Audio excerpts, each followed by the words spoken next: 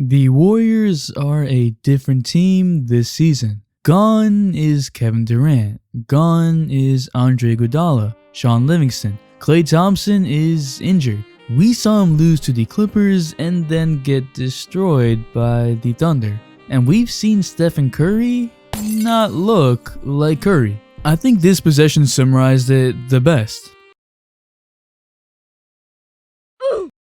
This season has been made into Curry's defining season to see how good he can be. It's only been 2 games into the season and the world has already gone into a frenzy about Curry not being that great, that he can't do anything without stars. But what this narrative is couldn't be further from the truth.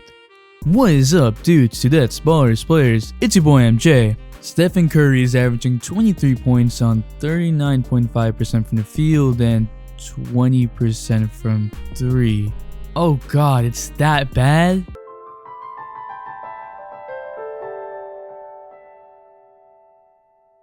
Fight! It's only been 2 games, but the best shooter in NBA history has been a wreck, also averaging 5 turnovers a game, including 8 against the Clippers. Even against the Thunder's team lacking superstars and being non-title contenders, Curry was a minus 30. Of course, on paper, all of this looks really bad, but in this case, there's just more to the individual stats and just more to this Warriors team that we have to look at. Drop a like for the amount of field goals Curry has hit in his career, 5,664. And to the 87% that watch my videos that still aren't subscribed, I'm going back to college, but if we hit 400,000 subscribers by the end of the year, I can keep making more of this content for you guys. So with Ben Simmons making 3s, could you please subscribe? The Warriors have 2 active players besides Curry and Green who have played for the Warriors before, Jacob Evans and Damion Lee. Jacob Evans played in only 37 games at 6.8 minutes a game and was in the G League, and Damion played in only 32 games, so 2 reserves besides Curry and Green have returned. Kevon Looney is struggling with some neurological issues right now, so I can't count him in this. This means that this whole team is a brand new team. And there's a whole joke going around about the Warriors running Curry with a bunch of G League players, and that isn't a joke. The Warriors have 2 players on the roster that are two-way players, 3 rookies, 3 second-year players that were late first, mid-second round picks, one of which was in the G League last year. The Warriors even have 3 players that are journeymen, in which the Warriors are their 3rd team in the past 3 years, like Glenn Robinson, Marquise Chris, and Alec Burks, although Burks had a long stint with the Jazz. In fact, 2 of the Warriors' best role player acquisitions this offseason, Alec Burks and Willie Cauley-Stein, aren't even playing yet. The Warriors only have 2 players who have played 2 or more seasons with Curry, and that's Draymond Green and Kevon Looney. Not counting Klay Thompson because he might be out for the whole year. This whole team is just a mosh pit of young players, players who haven't found a home, and injured players. What that means is that there is a learning curve for these young players, and more importantly, almost no chemistry. Chemistry can go a long way in running offensive sets, and in a team with not as much talent, it becomes crucial. It's knowing where you're supposed to be on the court to best benefit the team. A lot of the Warriors players are confused on where they should be, which in turn actually get in the way for other players. It leads to random turnovers like this, where players aren't in sync. For instance, on this play, Glenn Robinson literally almost runs into Curry, who's cutting to the rim. Chris Paul didn't really provide help defense, but Robinson let another player into Curry. Curry makes the layup, but that's not good. In this play, Marquise Chris rolls to the rim. Draymond Green is also on the low block. Almost all the Thunder players are looking at Curry. This Thunder defender even leaves his man wide open because that man is Damion Lee, who is shooting 0% from 3 right now. He's missed the 3 threes he's taken, and he's definitely not a threat. Because of the awkward spacing, Curry is forced to take a shorter second step in an effort to avoid Draymond's defender, who stunts the help. Should Curry have made this layup, Yes, but this is a drastic difference from before. Look at the 2015 Warriors with at least 3 shooters on the floor. It's not about Kevin Durant leaving, it's about Klay Thompson being injured and their role players leaving.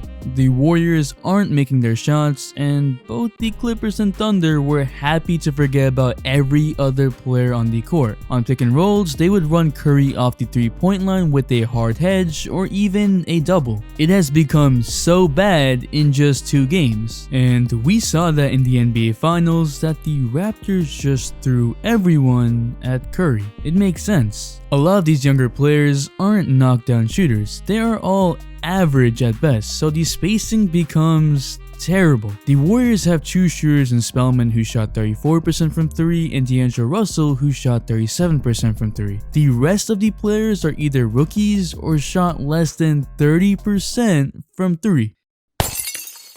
Even one of their rookies right now, Jordan Poole, has shot 5 threes a game and has shot 16.7% from 3. Even this play in which Curry actually gets 2 people on him with his gravity, the pass is not in rhythm, Glenn Robinson fumbles the pass and then throws it away. All these offensive problems also mean there are defensive problems. The Warriors were running a zone 5 minutes into the game. A zone. No, second effort, yes! There were miscommunications. With the other team scoring and without stops, you limit your opportunities for fast break points. The Warriors were amongst the best defensive teams in the NBA as well. Missing Klay here hurts a lot. But now with less transition opportunities, there are less of those open pull-up threes or quick Warrior attacks. Nick Wright, for some reason, can't give Stephen Curry any credit. He made the argument that Curry has always been surrounded by amazing talent, and so this year is supposedly his career-defining year to show what Curry has. But at the same time, he puts Magic Johnson as the best point guard of all time. The guy who came into the league onto the Lakers with a roster of Kareem and James Worthy. No discredit to Magic Johnson at all, but to say that this is the year that we see what Curry can do and what he's actually made of is ludicrous. Stephen Curry has been through times where the Warriors were finishing 13th in the West. In 2012-2013, the Warriors won 47 games in Klay Thompson's second season, Draymond Green's first season when he was playing 13 minutes a game. Multiple injuries to Andrew Bogut and Brandon Rush, and with Stephen Curry averaging 23-7. Or in 2014, when the Warriors won 51 games and Stephen Curry was the only all-star on that team, when LeBron was hyping up Curry. Hey, you gonna give my point guard 3 hezzies?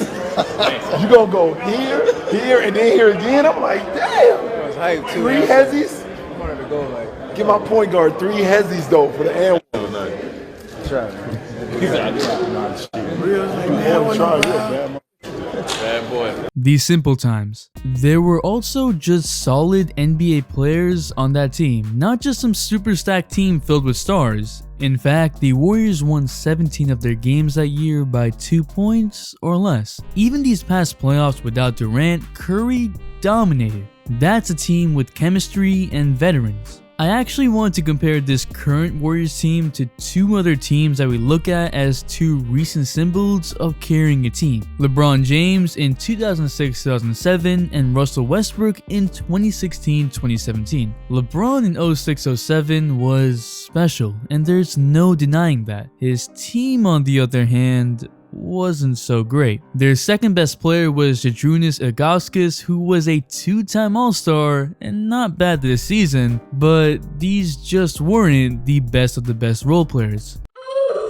But almost the whole team had been in the league for a while. Most of the players had played with LeBron for at least 2 previous seasons, like Big Z, Anderson Varejao, Larry Hughes, Eric Snow, and Drew Gooden. There were only 2 rookies in Daniel Gibson and Shannon Brown. They knew where to be to best let LeBron do his thing. They knew their roles and let LeBron sort of handle it from there. Am I saying that LeBron's supporting cast was better than Curry's? No, because Curry has D'Angelo Russell and Draymond Green, but the Warriors lack experience and solidarity that those Cavs had. it's not just gonna pop up in 2 games. Now, about Westbrook's team when Westbrook carried that team to the 6th seed in the playoffs. This was right after Kevin Durant left for the Warriors, and the whole league knew that Russell Westbrook would be unleashed. He also had his core of Steven Adams, Andre Roberson, and Nick Collison, the Thunder legend, players that he had been with for 3+ years. Guys who had been there the season before like Enes Kanter, guys who had been there for 2 seasons before like Kyle Singler and Anthony Morrow. There were new additions like Victor Oladipo, veterans like Taj Gibson, Ersan Ilyasova, and they had rookies like Sabonis and Samaj Kristen. But at least a core of 6 role players had been with Russ before, making it easier for Russ to sort of also do his thing. Once again, I'm not saying that this Thunder team is better than the Warriors team. In both LeBron and Russ's teams, they had some core pieces that stayed and a couple of veterans too.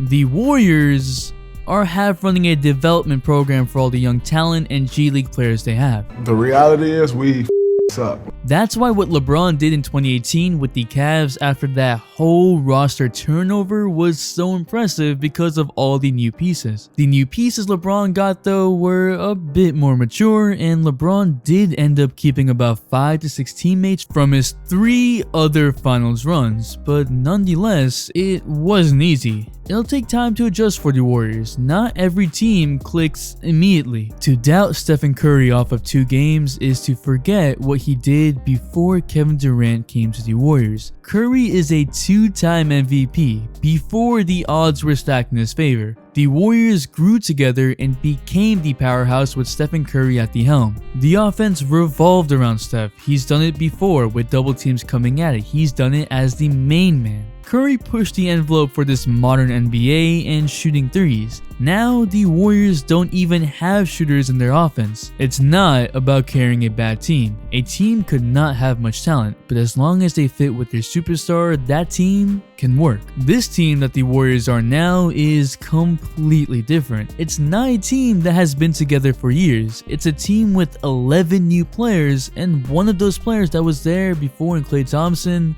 is out. Even their best role players in Alec Burks and Willie Cauley-Stein are still out. It's not the time to press the panic button on Stephen Curry or bash the Warriors. The Warriors will figure things out, and as a result, Stephen Curry will also thrive. He might just do it against the Pelicans tonight.